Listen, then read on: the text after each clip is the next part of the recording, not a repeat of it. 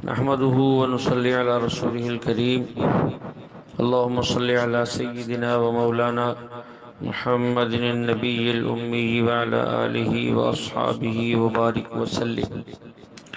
میرے معزز خواتین و حضرات، ذوالقرنین جنہیں سکندر بھی کہتے ہیں، ان کا واقعہ سورۃ کہف کے حوالے سے عرض کیا جا رہا تھا۔ تاریخ کے اندر سکندر نام کے بہت سے بادشاہ گزرے ہیں۔ یہ سکندر جن کا ذکر قرآن کریم میں ہے، یہ نیک آدمی تھا، نمرود کے دور میں تھا۔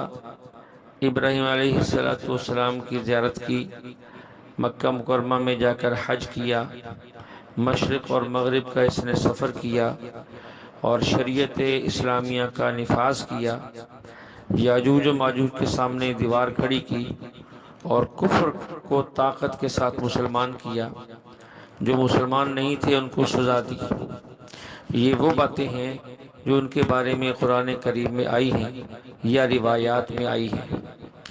یونان کا مشہور سکندر، جسے لوگ سکندر اعظم بھی کہتے تھے، وہ یہ نہ تھا، وہ الگ شخص تھا۔ اسی طرح اسی صورت اور واقعے میں یاجوج ماجوج کا ذکر گزرا۔ تو یہ یاجوج ماجوج کون ہیں؟ تفاسیر میں اور احادیث کا خلاصہ یہ ہے کہ یہ حضرت آدم علیہ السلام کی اولاد میں سے ہیں۔ طوفان نوح کے بعد جب دوبارہ نسل انسانی شروع ہوئی تو حضرت نوح علیہ السلام کے بیٹے یافث بن نوح کی اولاد میں سے ہیں۔ یہ ہیں تو انسان ہی، لیکن فرق یہ ہے جسموں کے اعتبار سے یہ جانور اور درندوں کی طرح ہے، اور اپنی صفات کے اعتبار سے جنات کی طرح ہے۔ جس طرح جنات میں طاقت بہت ہوتی ہے، اسی طرح ان میں بھی طاقت بہت ہوتی ہے، لیکن ہیں یہ انسان ہی، کوئی الگ مخلوق نہیں ہے۔ دیوار ذوالقرنین جو انہوں نے بنائی تھی، ہماری تاریخ اور جغرافیہ کی کتابوں میں دنیا کے اندر 5 بڑی بڑی دیواروں کا تذکرہ ہے جو آج کل ہمیں کتابوں میں ملتا ہے، لیکن ان میں سے یہ دیوار جو ذوالقرنین نے بنائی تھی کون سی ہے، اس کا تعین کسی دلیل کی وجہ سے نہ ہو سکا۔ ان دیواروں میں پہلی دیوار چین ہے، جس کی لمبائی کا اندازہ 1200، 1300، 1400، 1500 میل تک کیا گیا ہے۔ نمبر 2، ایک دیوار آذربائیجان ہے، یہ بھی بہت بڑی دیوار ہے۔ نمبر 3، ایک دیوار سمرقند ہے۔ اسی طرح ایک دیوار تبت ہے۔ اسی طرح 5ویں دیوار بحیرہ روم کے مشرقی کنارے پر موجود ہے۔ لیکن سکندر ذوالقرنین نے جو دیوار بنائی جس کا تذکرہ قرآن پاک میں ہے، وہ ان 5 میں سے کوئی نہیں ہے۔ ہمارے بزرگوں میں سے حضرت مولانا محمد ادریس کاندھلوی رحمۃ اللہ علیہ اپنی مشہور تفسیر معارف القرآن میں لکھتے ہیں کہ نہ ہم اس جگہ کی تعین کر سکتے ہیں اور نہ اس جگہ کا تعین کرنا ہماری شرعی ضرورت ہے۔ بس دیوار بنائی ہے، یاجوج ماجوج وہاں بند ہیں، قیامت کے قریب آ کر وہ دیوار کھلے گی، اللہ ان کو باہر نکالیں گے، بات ختم ہو گئی۔ اب یہ یاجوج ماجوج کب نکلیں گے؟ حضرت مہدی مدینہ منورہ میں پیدا ہوں گے، مکہ مکرمہ میں جا کر اعلان کریں گے۔ ان کے بعد حضرت عیسیٰ علیہ السلام تشریف لائیں گے۔ عیسیٰ علیہ السلام کا زمانہ دنیا کے اندر 40 سال ہوگا۔ عیسیٰ علیہ السلام کے دور میں دجال کا ظہور ہوگا۔ پھر یہ دنیا میں 40 دن تک زندہ رہیں گے، لیکن دنوں کی ترتیب جو ہے وہ ہمارے دنوں سے کچھ مختلف ہوگی کہ پہلا دن 1 سال کے برابر، دوسرا 1 مہینے کے برابر، تیسرا 1 ہفتے کے برابر، باقی دن پھر معمول کے مطابق ہوں گے، لیکن وہ ان تھوڑے دنوں کے اندر مشرق و مغرب، شمال و جنوب ہر طرف پھیل جائے گا۔ دجال ایک بہت بڑا فتنہ ہے اور امتحان ہے، اللہ ہماری حفاظت فرمائے۔ اس کو اللہ تعالیٰ نے ایسی طاقت عطا کی ہے کہ یہ ایک علاقے میں جائے گا اور کہے گا میرا کلمہ پڑھو، ہر کسی سے کہے گا مجھے خدا مانو، جو نہیں مانیں گے وہ جادو کی طاقت سے اسے ختم کر دے گا، گھاس ختم ہو جائیں گے، پانی خشک ہو جائے گا، جو لوگ اس کی مانیں گے وہاں زمین سے خزانے نکلیں گے۔ حدیث میں آتا ہے دجال کے پیچھے خزانے ایسے چلیں گے جیسے شہد کی مکھی اپنے مالک کے پیچھے چلتی ہے۔ تو بہت ہی مشکل ہوگی اس زمانے میں ایمان کی حفاظت۔ اللہ ہماری حفاظت فرمائے۔ حضرت عیسیٰ علیہ السلام بیت المقدس کے قریب ایک جگہ جس کا نام باب لد ہے، وہاں دجال کو قتل کریں گے۔ حدیث پاک میں ہے حضرت عیسیٰ علیہ السلام کو بھی اللہ نے بڑی قوت دی، جہاں تک ان کی نگاہ جائے گی وہیں تک ان کا سانس جائے گا، اور جہاں تک ان کا سانس پہنچے گا وہاں تک کافر مر جائیں گے۔ یعنی جس کافر کو حضرت عیسیٰ علیہ السلام کی سانس لگے گی وہ مر جائے گا۔ اسی طرح سارے کافر حضرت عیسیٰ علیہ السلام کے دور میں ختم ہو جائیں گے۔ دجال بھی قتل ہو جائے گا، چونکہ دجال ختم ہو جائے گا، اس کے بعد پھر یاجوج ماجوج کا خروج ہوگا۔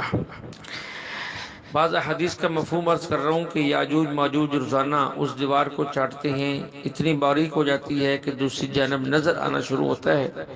پھر وہ کہتے ہیں کل چاٹیں گے، جب دوسرا دن ہوتا ہے تو دیوار پھر پہلے کی طرح موٹی اور مکمل ہوتی ہے۔ حدیث پاک میں یہ خالص اللہ کی طرف سے ہے۔ ورنہ یہ بھی تو ہو سکتا ہے کہ یاجوج ماجوج جو محنت کرتے ہیں وہ 24 گھنٹے کریں، اسی طرح سارے آدمی کام نہ کریں، کچھ سو جائیں، کچھ کام کرتے رہیں، لیکن یہ ساری باتیں ان کے دماغ میں اللہ تعالیٰ نہیں آنے دیتے، کیونکہ ابھی ان کا نکلنا جو ہے وہ اللہ تعالیٰ کو منظور نہیں ہے۔ اسی طرح جو ہے پھر یاجوج ماجوج نکلیں گے، اس سے بڑی پریشانی ہوگی۔ حضرت عیسیٰ علیہ السلام مسلمانوں کو لے کر کوہ طور پہ تشریف لے جائیں گے اور دعا کریں گے، تو ان میں ایک مرض پیدا ہوگی جس سے وہ سارے مر جائیں گے، زمین پر بدبو پھیلے گی۔ اللہ جل شانہ بڑے بڑے پرندوں کو بھیجیں گے جو ان کو اٹھا کر کہیں پھینک دیں گے، پھر اللہ کے حکم سے بارش ہوگی، زمین دھل جائے گی، بدبو ختم ہو جائے گی، زمین پاک ہو جائے گی، اور اس وقت پھر اسلام کی بہار شروع ہوگی۔ دنیا میں صرف اور صرف مسلمان ہوں گے، برکتوں کا زمانہ ہوگا، زمین خزانے نکالے گی۔ ایک گائے کا دودھ پورے خاندان کے لیے کافی ہو جائے گا۔ ایک انار کے چھلکے کی سائے کے اندر جو ہے وہ لوگ بیٹھ جائیں گے۔ تو حضرت عیسیٰ علیہ السلام یوں دنیا کے اندر حکومت کریں گے کہ ایک بھی کافر موجود نہ ہوگا۔ پھر حضرت عیسیٰ علیہ السلام کی جب وفات ہوگی، ان کی وفات کے کافی عرصے کے بعد آہستہ آہستہ پھر کفر پھیلنے لگے گا۔ جب کفر زیادہ ہو جائے گا، مسلمان کم ہو جائیں گے، حالات بگڑ جائیں گے۔ حدیث کا مفہوم ہے ایک ٹھنڈی سی ہوا چلے گی، اس وقت جو مسلمان ہوں گے وہ ہوا جس مسلمان کے وہ ہوا تمام مسلمانوں کے جسموں سے ٹکراتی ہوئی جائے گی، اور وہ سارے اسی ہوا کے لگنے سے فوت ہو جائیں گے۔ صبح جب لوگ بیدار ہوں گے تو زمین پر مسلمانوں کا نام و نشان نہیں ہوگا، صرف کفر ہی کفر رہ جائے گا، اور کفر پر ہی اللہ نے قیامت قائم کرنی ہے۔ اس لیے کہ حدیث کا مفہوم ہے جب تک ایک بھی اللہ اللہ کہنے والا دنیا میں ہے قیامت نہیں آئے گی۔ تو اس طرح جو ہے مسلمان جو ہے دنیا سے ختم ہو جائیں گے۔